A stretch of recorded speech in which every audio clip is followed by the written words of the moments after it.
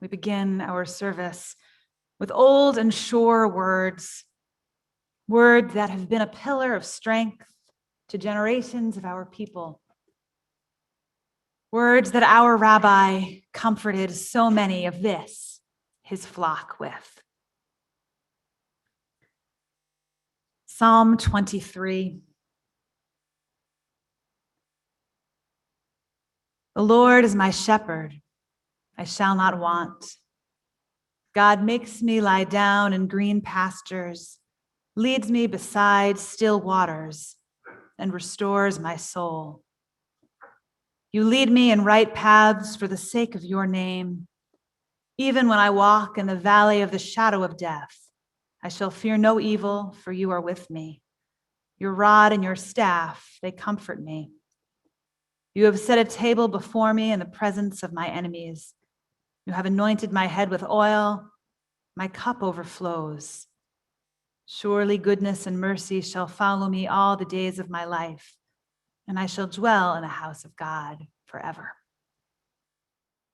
Rabbi Henry Cohen was born in Houston, Texas, the only child of Harry and Annie Cohen. His father was bedridden with Parkinson's disease for most of Henry's life. And so growing up, he spent most of his time with his mother, with his nanny, with a dog named Patrick Henry, and with his beloved first cousin, David.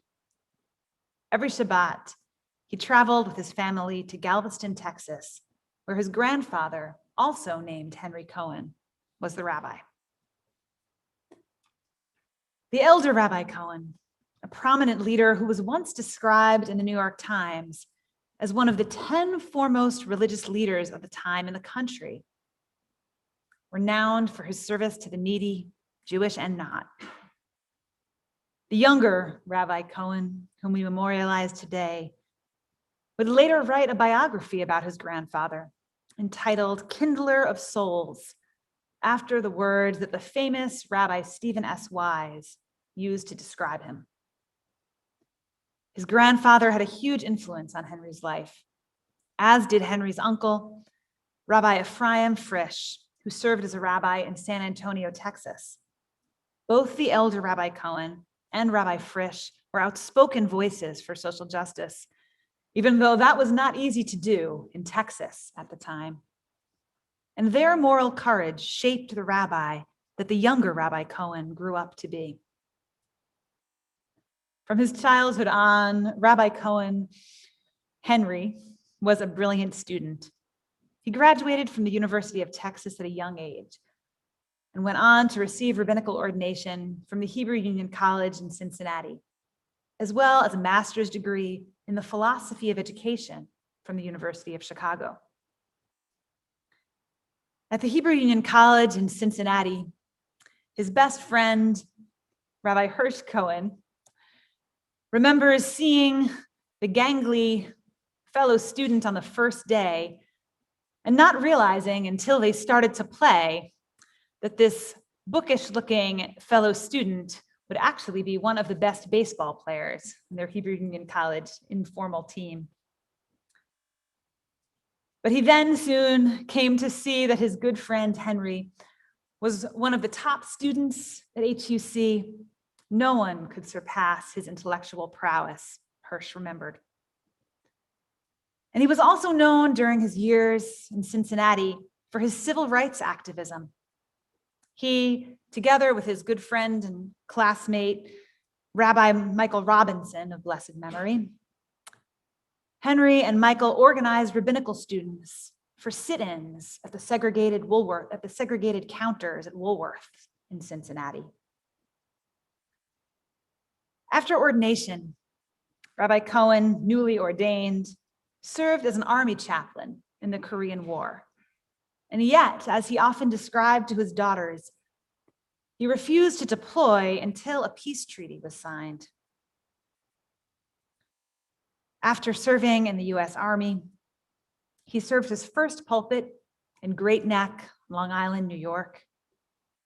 And it was during those years when he served in New York that his father died and Henry returned home into Houston. While he happened to be in Houston, a friend called and asked him if he would do him a favor. Would Henry be willing to go with him on a double date? The friend was going out with an Israeli woman who was visiting in town, and the friend was worried that he wouldn't be able to speak to her since he didn't know Hebrew. Little did he know how little Hebrew Henry spoke at the time. Little did he know that the woman was quite fluent in English. But language barriers or not, the young rabbi and the young Israeli hit it off. Edna was taken with Henry right away. And Henry was smitten not only by how cute Edna was, but also by how tough she was and how genuine she was. She wasn't impressed by anything phony. They realized they would both be back in New York soon, so they continued dating there. And the rest, as they say, is history. For 65 years, they were together, whether traveling the world or having Shabbat dinner at home. Edna was the rock of Henry's life. He called her the general, maybe a reference to the fact that her rank in the Israel Defense Forces had been higher than his rank in the US military. Or maybe it was a description of how his wife made sure that everything happened in their household. She was the one who ran it. Henry had a big influence on Edna. She adored him and respected him. In their years raising a family together, Edna was fiercely loyal to Henry and his work as a rabbi, proud of all that he did for the congregation and for social justice.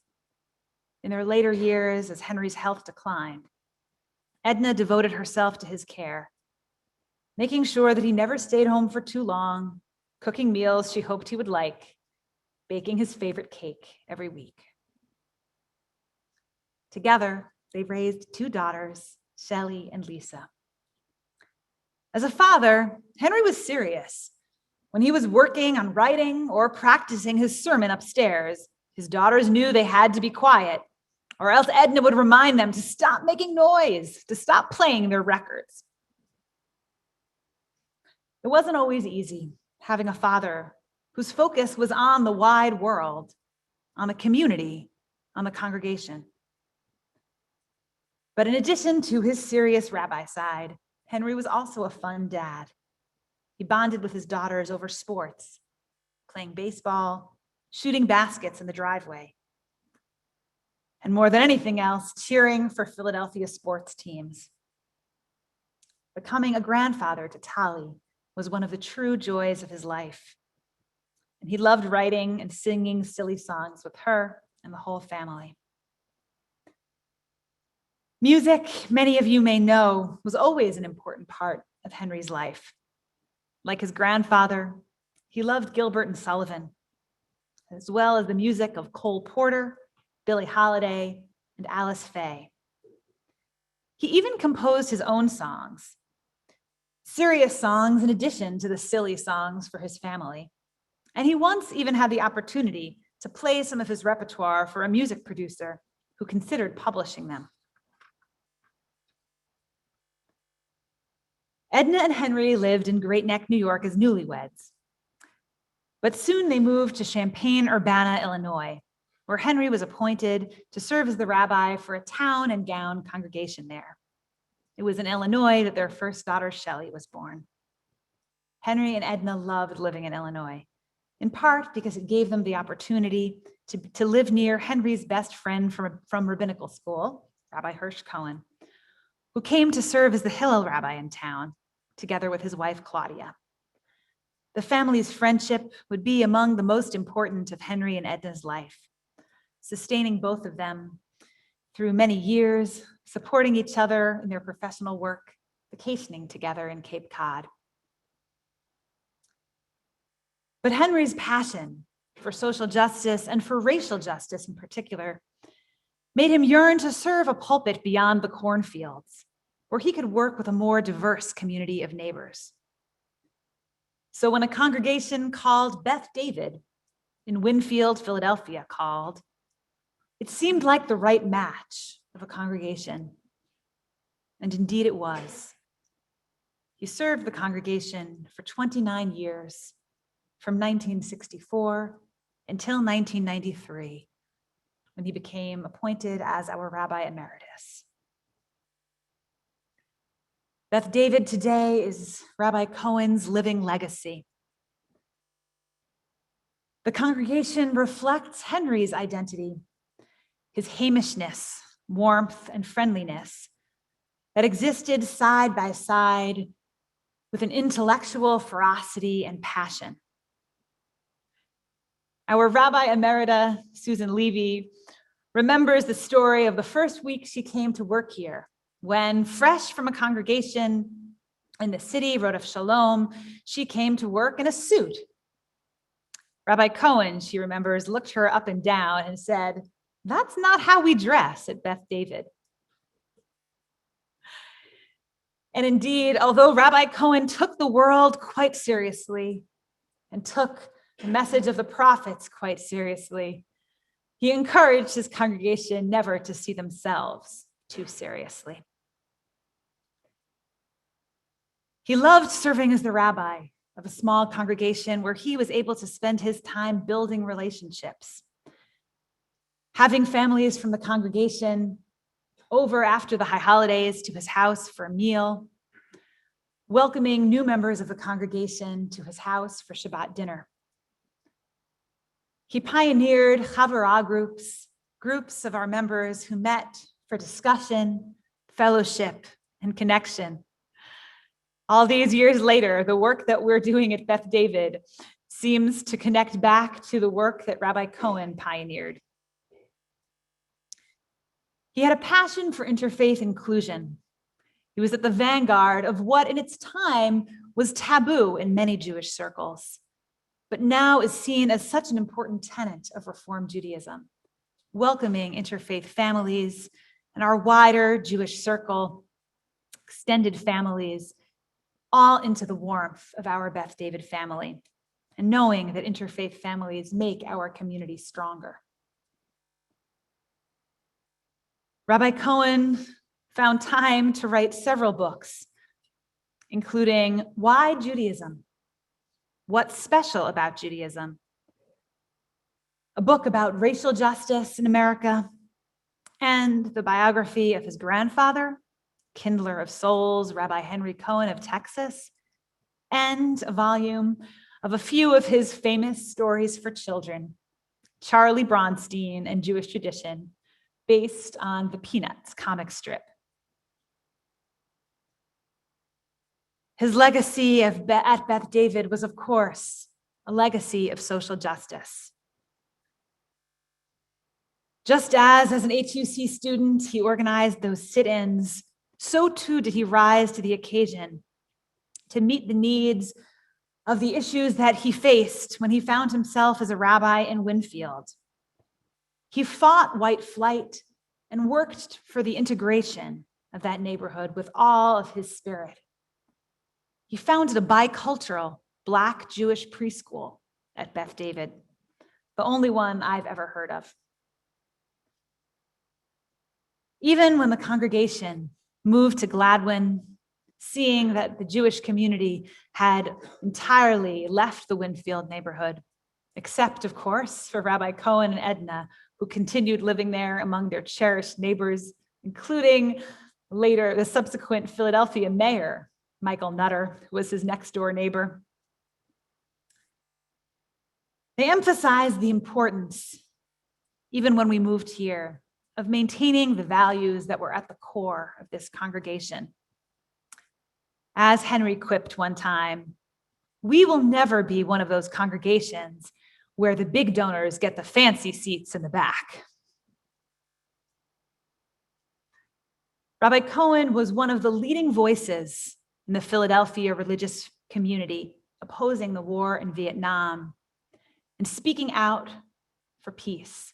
He organized his colleagues of all faith to speak out against the war, even though it didn't necessarily win him too many friends in his congregation.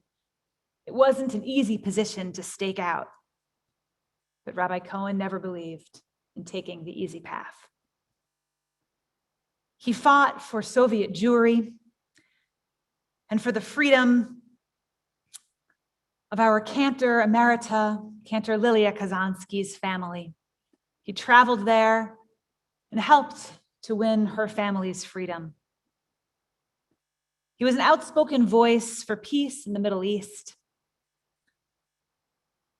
participating in a delegation that traveled to Lebanon and Israel of interfaith colleagues from the Philadelphia area. He stood up for the rights of refugees, organizing sanctuary here in the congregation for refugees from Latin America.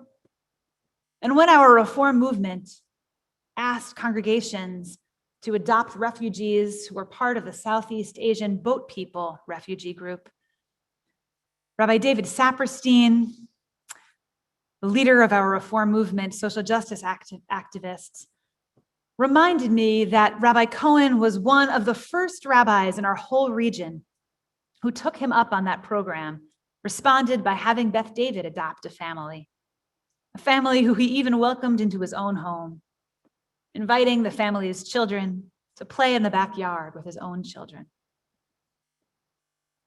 Finding himself in suburbia, he helped to organize IHN, the Interfaith Hospitality Network of the Main Line, a network of suburban congregations in our area who provided housing, job training, and support to homeless families in our neighborhood, welcomed them right into our own building. And IHN continues to thrive today, supporting homeless families in our building and in other houses of worship.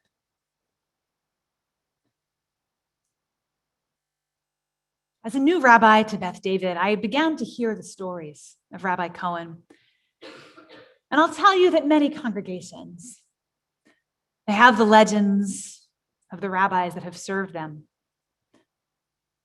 Sometimes the legends are dear to a few people. Sometimes they've grown, been exaggerated over the years. And when I first came here, I didn't know what to make of these stories of a rabbi who had served so many years ago before I came, and yet who was so beloved, so deeply remembered and cherished by so many members of the congregation.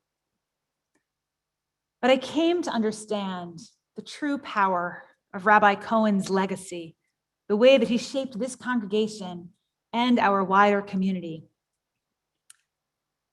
When I think less than a year into my arrival at Beth David, I attended a meeting of clergy from around the Philadelphia area who had come to think about how we could organize for marriage equality in Pennsylvania. At that point, the rights of LGBTQ Americans were still subject to state law. Federal law had not yet made marriage equality the law of the land. And so a small group of clergy in Pennsylvania and in the Philadelphia area were working to make marriage equality a reality.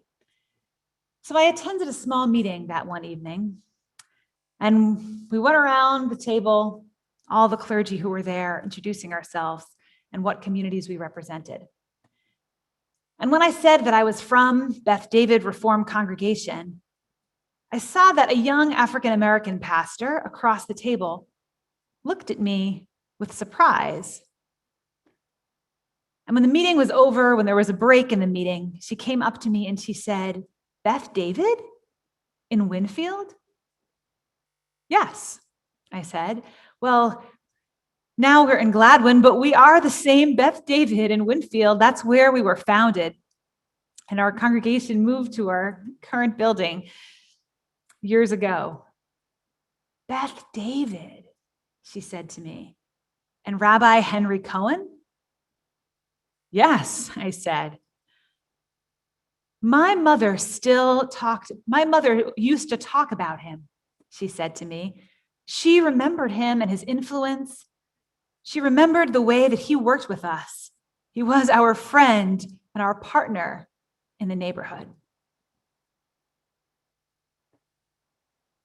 Those are the seeds that are planted by a life of justice, of kindness, and of humility. the kind of seeds planted for justice that bear fruit years later. His memory will be a blessing